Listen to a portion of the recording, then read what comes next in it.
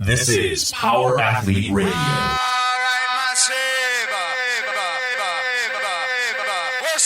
With your hosts, Denny K, Professor Booty, and the Luke Summers.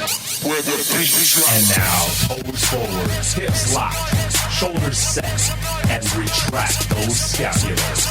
It's time for some knowledge bombs.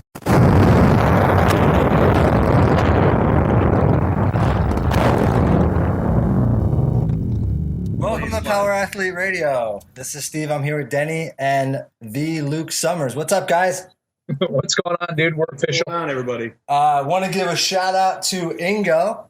We're official. We've got an intro song now. Yeah, dude. And not only one thing that you failed to mention here, Playtech, is I'm huddled in a room, our stock room, with Callie and Ben. That's true.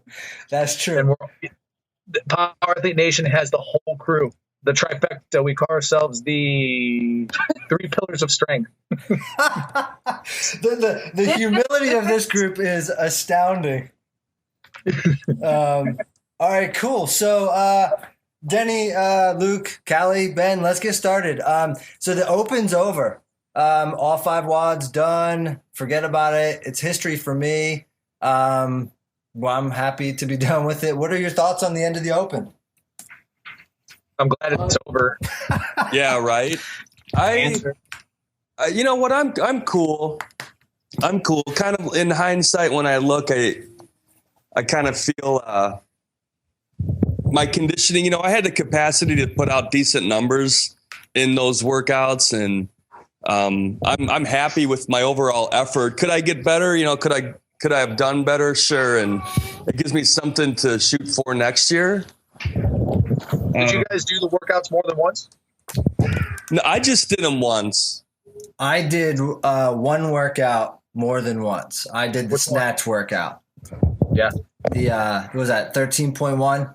Because with the first try, I got that 165-pound snatch, and I dropped it on my head, and that didn't feel good. So I did it again, and I ended up getting 11 snatches at that weight. So I was pleased with that. At the end of the day, it didn't matter. I mean, I'm going to be in a master's division next year. I'm not going to the games. It was just fun for us to compete at our gym and, see if I could still hang with the young boys. Yeah, same thing here. We got some pretty solid buy-in from our clients. I think we had like 25 people on the team. Nice. Callie duped me into doing that one twice. We were actually on the road in Springfield at CrossFit TNT, and I swear to you, in my head, I was never doing that workout again. And then she made me do it at lunch. We did lunch, right? Lunchtime. And like, I went to that place, and I got a couple more reps. Anyways, it worked out for the better, but then I had to present, and I'm like still sweating and like sweating through my shirt, and I'm still breathing and still that rib cramp. It was awful. And then Callie's over there just fine. Callie's Callie has work capacity. I'm more of like I'm not really a Swiss Army knife. I'm more of like a machete, I'm only good at one thing. Yeah. Ben, did you do one performance? You one and done all the way through? I think I was one and done all the way through. I just couldn't wrap my head around I'll tell you what. Once I signed a team up for the Power Athlete Team Series, I kind of lost interest in the Open.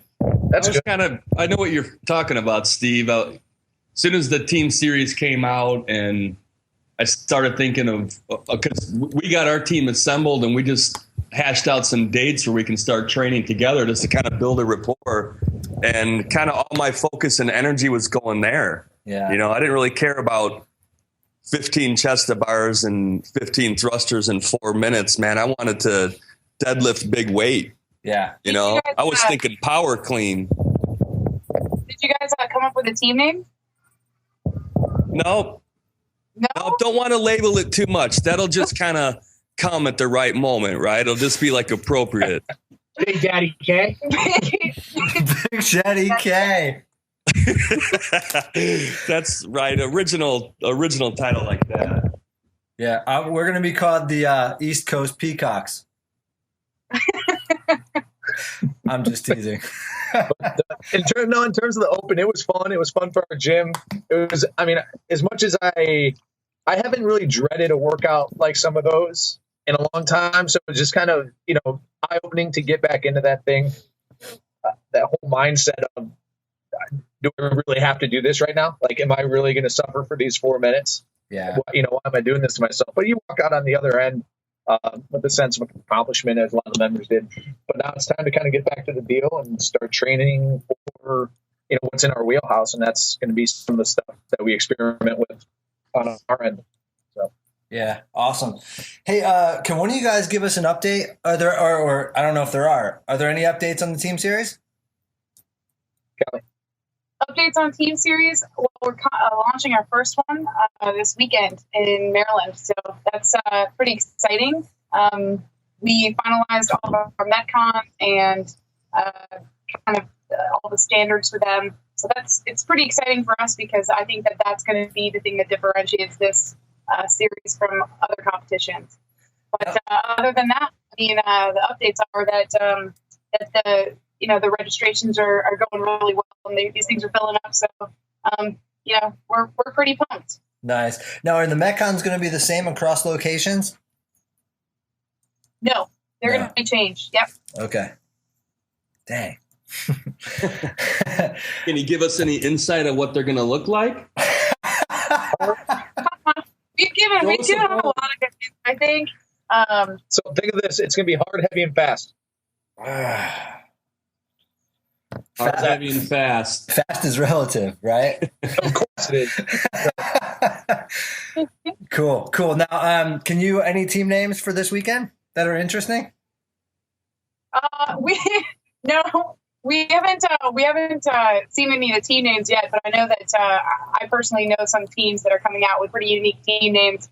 I'm not going to give them away because of the shock effect of competition day, but yeah, I do know that there are, without naming names, there are some athletes who have signed up for multiple team series events because they want to take it all home, and so I found that to be pretty interesting.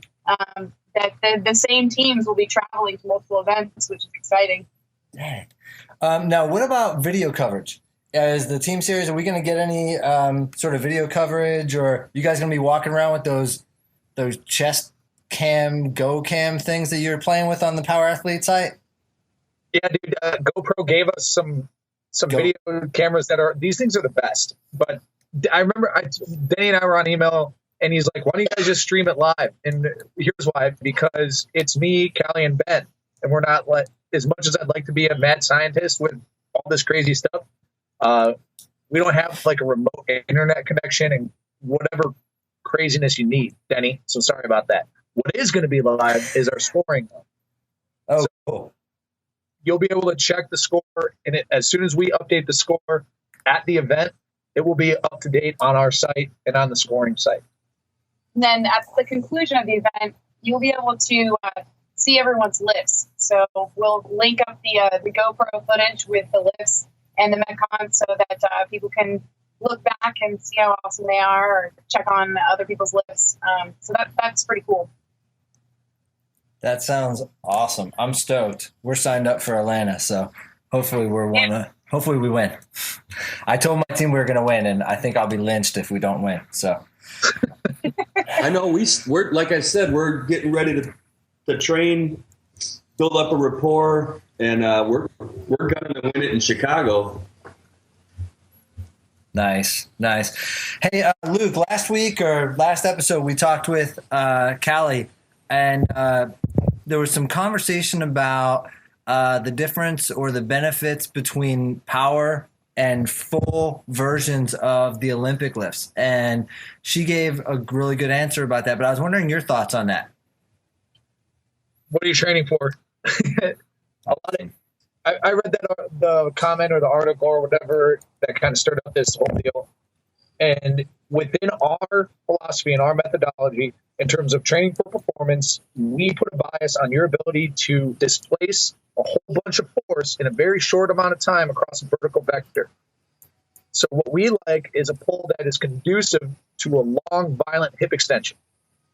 Now, what we know is on a power clean, you have to have a nice long pull, or on a power snatch, you have to have a nice long pull because you have to pull the weight higher. Is that going to make you a better Olympic lifter? I don't know. I'm not going to say it is because I don't care. It's irrelevant.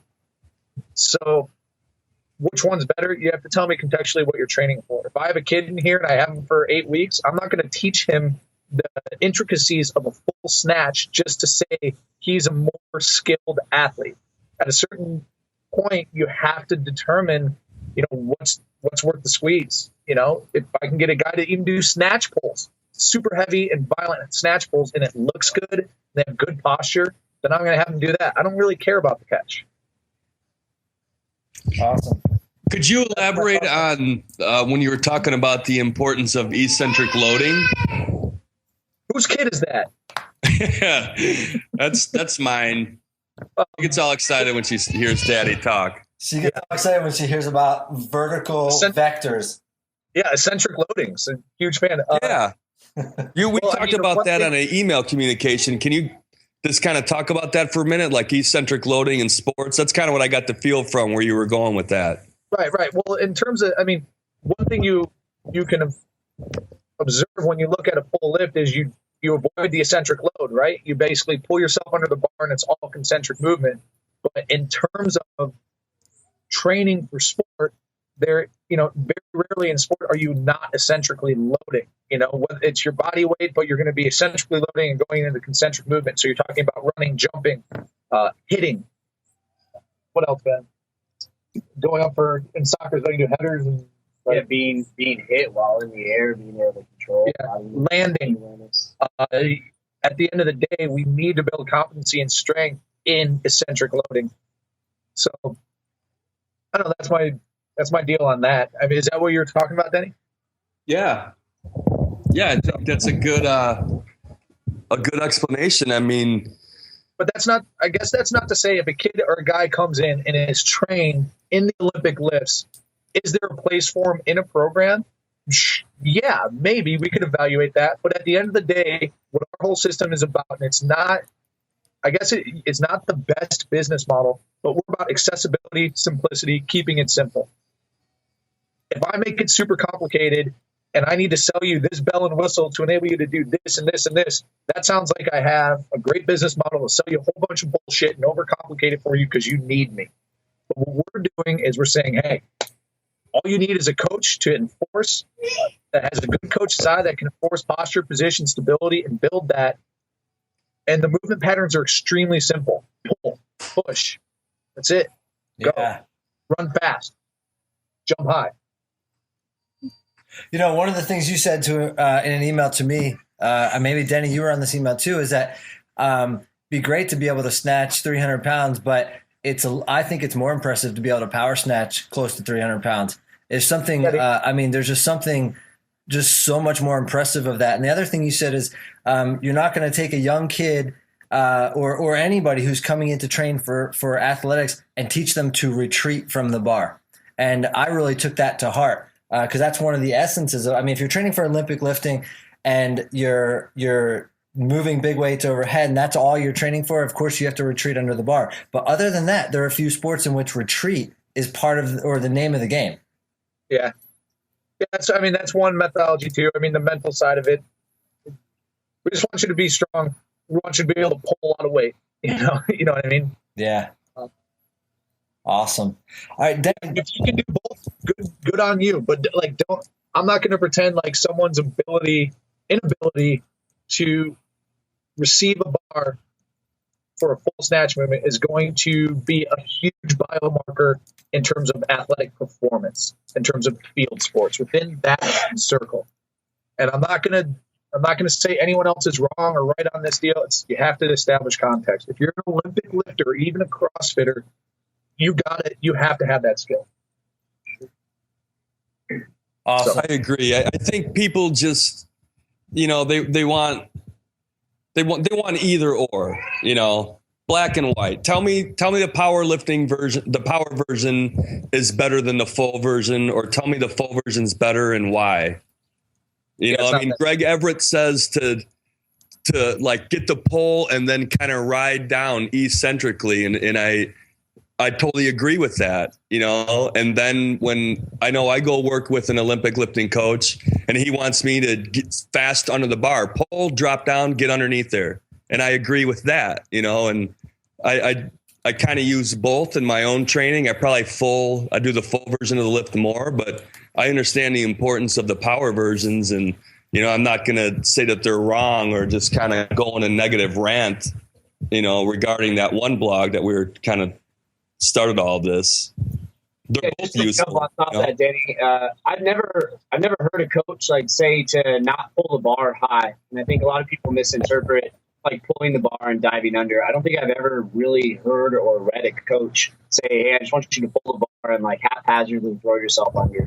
So in terms of the power movement of the full lift, you're always trying to pull yourself as vertically as high as you can. I mean, exerting all that force vertically, and then kind of just traveling under or retreating under the bar is really what people are talking about. Pulling a high power clean, pull clean, hang clean, whatever you got to do to create that violent hip extension is kind of where we're at.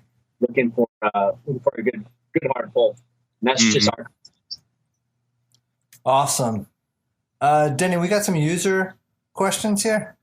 Well, we had, there were some comments on the forum a few days ago. It seems to be kind of a hot topic. A lot of people have been asking about dynamic warm-ups, and it seems to be what are you doing, as far as your warm-up for the given workout on a squat day. What does your warm-ups look like? And I think, Steve, you kind of chimed in and gave an explanation of what your typical warm-up looks like. I did. And is it a general warm-up, or do you just always change it, per movement that you're going to do? It's always different. It's got to be, right? Yeah, it's always different. One of the things I've started incorporating, and, Luke will probably call me out here. I haven't been to the CERT yet, but and I think a lot of what I think you guys talk about this at the CERT is one of the things I've been doing is working on, for me, shoulder stability in my warm-up, because that's a big issue for me. Thoracic strength, thoracic mobility, and shoulder stability. Since I've been doing that, on the Power Athlete website, they put a video of the child's pose movement that they do. I've been doing those kinds of things, and it's been 3 weeks I've woken up without any shoulder pain whatsoever, whereas last 6 months it was hard for me to pull the covers over me in bed. My shoulders hurt so bad. So, it's those kinds of things that dynamic warm-up, I think, really helped me. So I just shared the kinds of things I do on maybe a typical day. And, my wife makes fun of me. My warm-up is longer than my workout half the time, but that's because I'm old.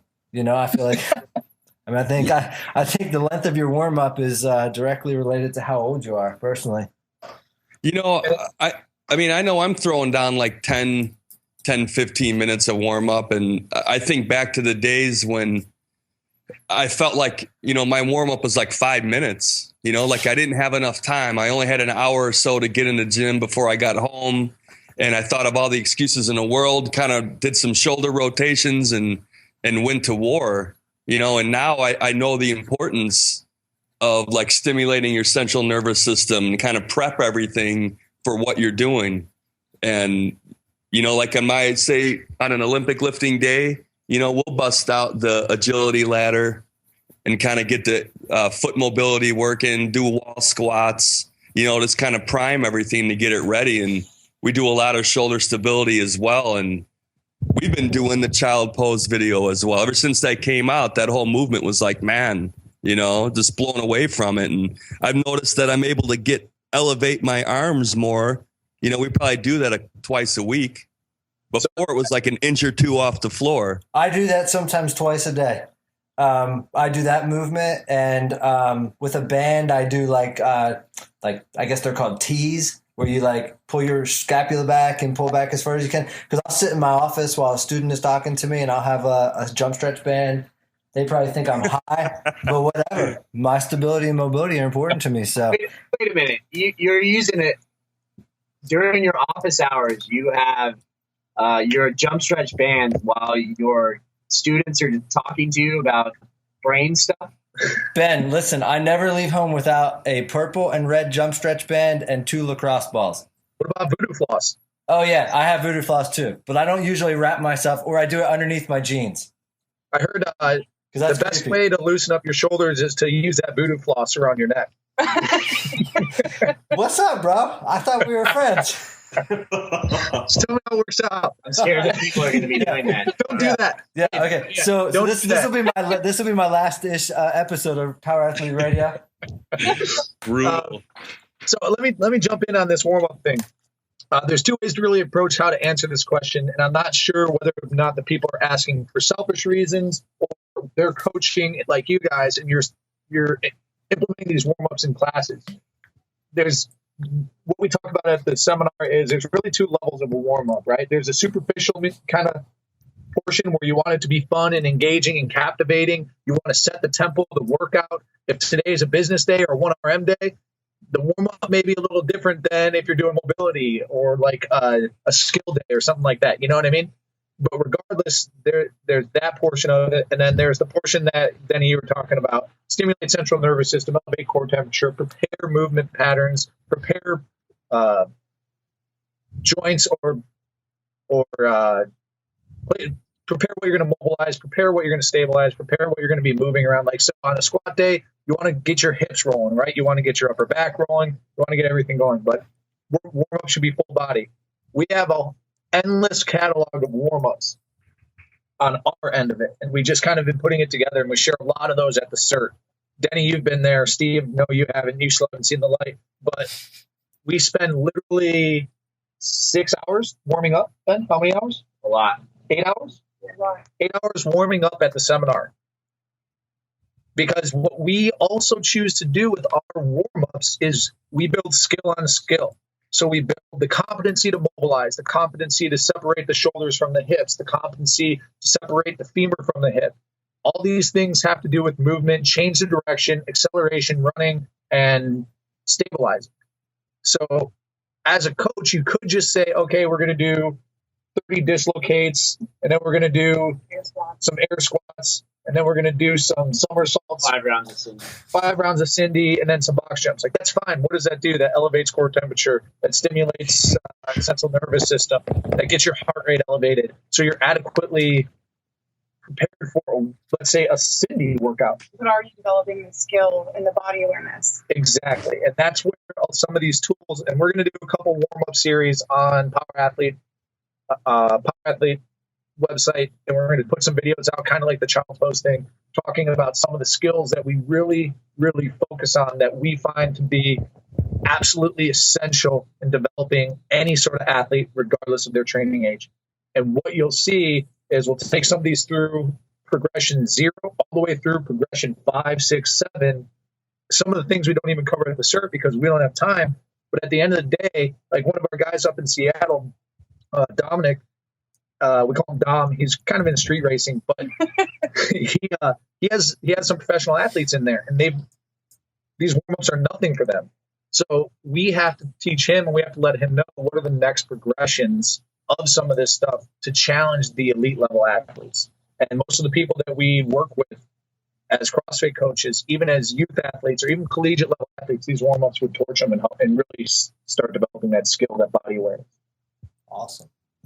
But So it sounds like you guys like really hammer that home at a CERT, because we had a submission to the context version of the Power Athlete website from Andy Wingard, and he's asking Luke, what goes down at a CERT, and how can I get a CERT to come to my area? And since you're kind of already going through the whole dynamic warm up, Sure. I mean, what else could you expect from a the typical CrossFit CERT? Football CERT is all about people helping people. You know, you turn the corner, we're right there. It's powerful stuff. But we teach people about really specificity. Okay, so regardless of your sport, regardless of whether or not you're into the sport of fitness, soccer, rugby, fencing, like some water polo, all the stuff that we see, how do you tailor a program, and what are the things that you have to consider when developing a sport-specific athlete, a very goal-oriented program, rather than taking a broad brush stroke and saying you either take the blue pill or the red pill. It's not that simple if you're looking for an optimal training system. So that's the whole theme of the seminar. It's not gender specific. It's not sport specific. We've developed a system that, again, is accessible, and we give you the tools to implement it. If you have someone walk through the door and he's a high school athlete and he's like, hey, I want to gain weight, I need to lose weight, I want to play football, I want to be a wrestler, I'm going into gymnastics, whatever, you have to know what these athletes are training for. You have to have diagnostics to determine limiting factors. You have to address those limiting factors. Then once you've addressed those limiting factors, you build the foundation. Then once you build that foundation, you develop mobility, stability. Then you build strength, power. Then once you build strength and power, you work on replication. And then you put it in a sport-specific approach. So we give you a whole order of operations. You walk away with everything you need to know to implement our system, including two programming templates. And I think like 30... Let's just talk about the real stuff. You get to meet us. You get to meet Ben Oliver. You get to meet Callie Hinsman. You get to meet Luke Summers and Tex McQuilkin. Tex, by far, dude, since Tex came on, the personality of our seminar staff has at least tripled. He comes up with one-liners that you would never believe. You're like, where'd that come from, Tex? He's good. Same jam, different jelly.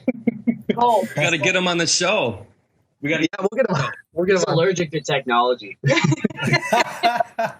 Nice. But I know I kind of went way into that. Another thing that's going to be coming out is kind of some insight, some video coverage of some of our seminars, and it's about movement. Like, it's about quality movement and how to reinforce that. Because a big thing, a few things that we reiterate throughout this whole seminar, and Denny, you've been to one, and we've Absolutely. become even more of the repeater. Like, each of us hit this.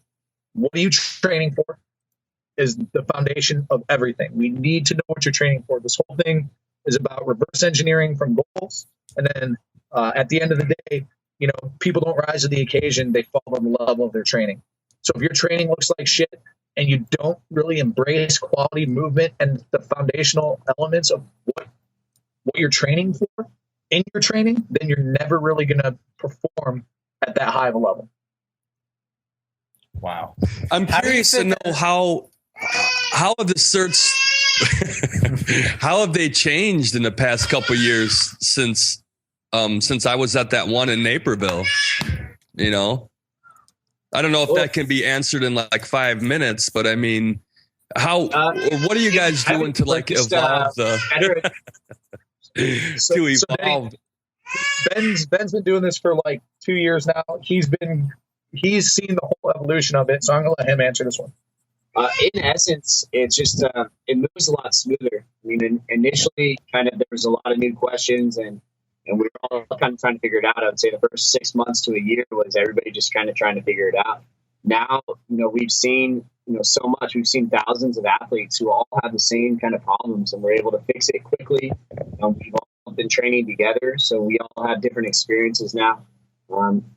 And that experience just kind of translates to the individual and the coach. When we come out and we talk through things, and we break people down on personal experience as well as kind of both knowledge and the other scientific side of things, and everything just moves a lot smoother. I know, Danny, when you were at the first cert, I don't know, what did you think when you were there? I was blown away. That was one of the first certifications that I had went to. So I didn't know what to expect. I wanted to meet the crew. I wanted to meet John.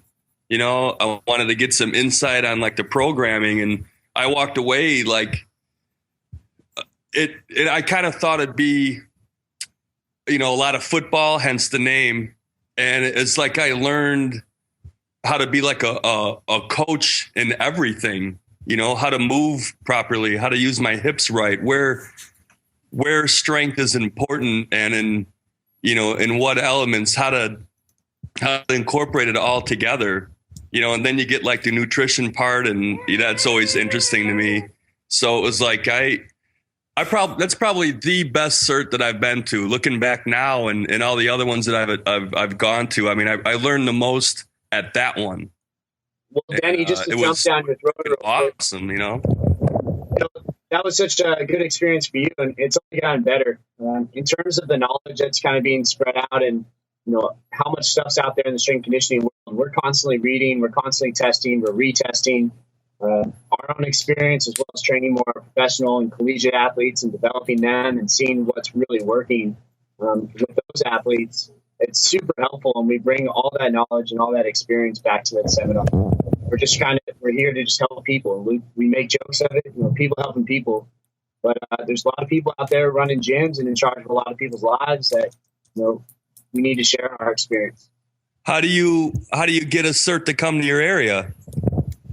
Just email the link on the page. Nearby. So we need either sexy videos, compelling food challenges. So like if there's like local diners that challenge you to eat 15 egg omelets in 30 minutes, sign me up. I'll take it down. 3-pound pulled pork sandwiches, 6-pound burritos, things like that. That's how you get me there. No, but in all seriousness, like our staff right now, we have 5 full-time staff, one of which is John, who has twin babies, so I can't even consider him full-time. On top of that, we have 5 interns, maybe, across, like, regional interns. 3 businesses back here to run, and then a life to live. There's only so much we can do, so there's kind of this tipping point where we're finally at the point where we can run 2 certs a weekend. But then we also have Power Athlete Team Series to consider. So it's like we need hot pockets of, wherever we need basically you need to be able to get like 50 people into the cert to make it, to make it a great experience. The more people you can get there, the more that we're going to be able to communicate, pick out certain athletes, specific scenarios, and show how we would correct and coach that stuff. You need to have the minimum requirements for the facility. We need like 3,000 square feet. You need to be able to, for every 4 people, you need to be able to load up a bar to 315 pounds in bumpers. So you have to have the equipment. You got to have you have to be close to an airport. You have to have the density of gyms around the area. It's just got to make sense. I mean, the honest truth is that, I guess good on us, but there's no shortage of people who want to host the cert, which is, an awesome thing. It's just, is the location appropriate, and is the staff or the host, going to be able to help accommodate the number of athletes that are coming and really kind of push the event in their area. Yeah, when you sign up to host some of these things, the implication is you're going to have me or Callie or one of our henchmen on your back, and you need to sell the cert. Like, we don't know, we're not connected in your local network. You know what I mean? Right. So that's like, you don't get to sit back and watch people come in. It's not like the level 1 where you get to open a gym after. You have to find the people who really want to learn, who are willing to invest in bettering themselves as a coach, and who understand that CrossFit football isn't about running routes and tackling dummies. Like, it's a training system about taking a sport-specific athlete, getting very defined goals, and working towards those goals and accomplishing them, and increasing those biomarkers of athleticism or whatever biomarkers are important in your given sport. How do you fit all that into a weekend? We talk really fast. It's hard. Yeah, it seems like a lot. That's awesome. Luke. So real quick, I don't know if I answered Andy's question, but if you want one in your area, I mean, we literally have a queue of over 350 gyms, and we evaluate. Basically, we try to hop region to region every 6 months. So once we get in there, it's usually about we research the person's website, look at their Facebook page, look at their Twitter account, see how active they are in their community, and then make sure that their equipment looks legit. So that's basically what we look for. So if you're one of those guys who just shoots us an email and has a shitty website and has no Facebook page, odds are we're not going to choose you because you have no means to market the whole thing, They shouldn't even ask you guys. I mean, who the hell are they to? Tell them, Denny's our enforcer. How dare they? I know I went like way into that. I think you answered the question. Let's talk about the travel deal. Yeah, Kyle Travlet. Kind of a cool name. It's kind of funny. He's asking. He says, his work requires him to sit on a plane for 4 to 10 hours at a shot. With traveling back on Friday, I feel I might not be able to get my max for game day on Saturday. So sounds like he's involved in, I think, rugby. Can you guys recommend what would be best to recover from a long travel day? He says he hydrates well, rolls out, etc. I had some back and forth with Kyle on some separate email. He's 25. He said his gains have really been accelerating in the last couple of years. It's because he gave up drinking alcohol, for the record. We found a really weird correlation that people who don't drink are really good at sports and exercise. That's amazing. When you're in a profession like you guys run a gym, it's like, sometimes the gym runs you to the bottle. Let's see what else he played. And he's a rugby player. Tuesday, Thursday practice, Saturday games. Okay. So here is his situation optimal? No, but odds are he's not getting paid millions of bucks to play rugby on Saturday. He's just kind of doing it for passion. We travel quite a bit.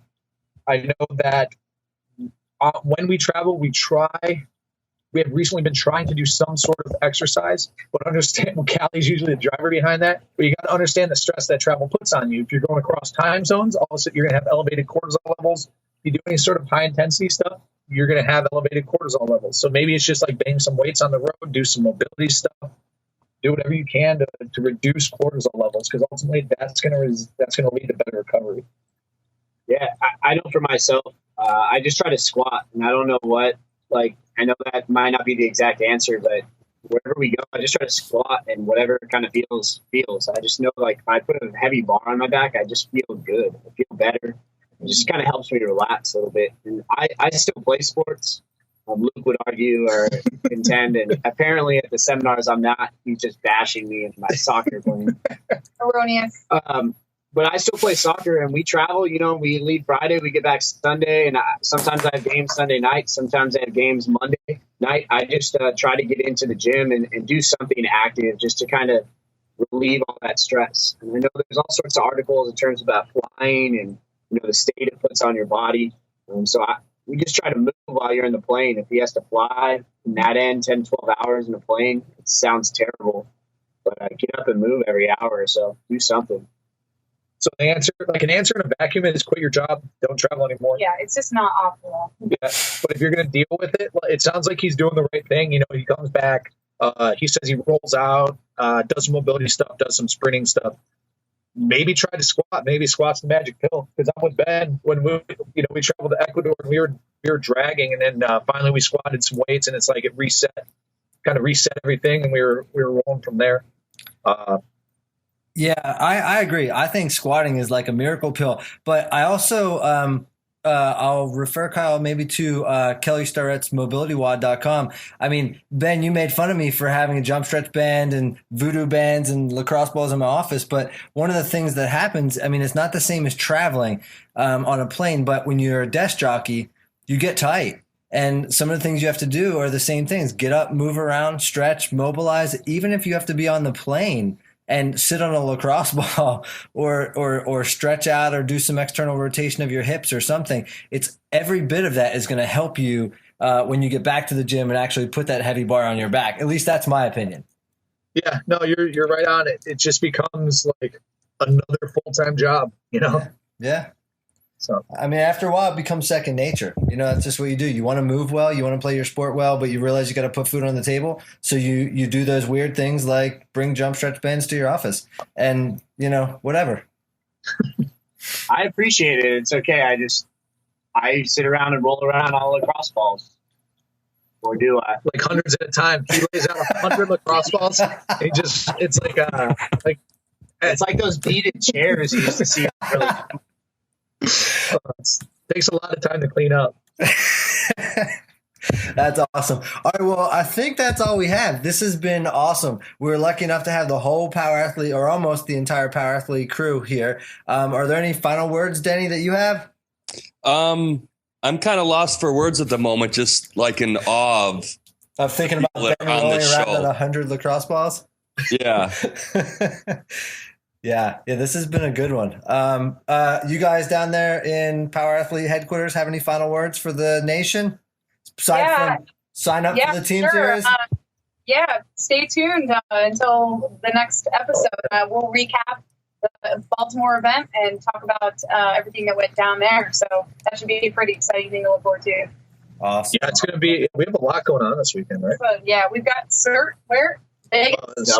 Vegas is next week. Yeah, next week.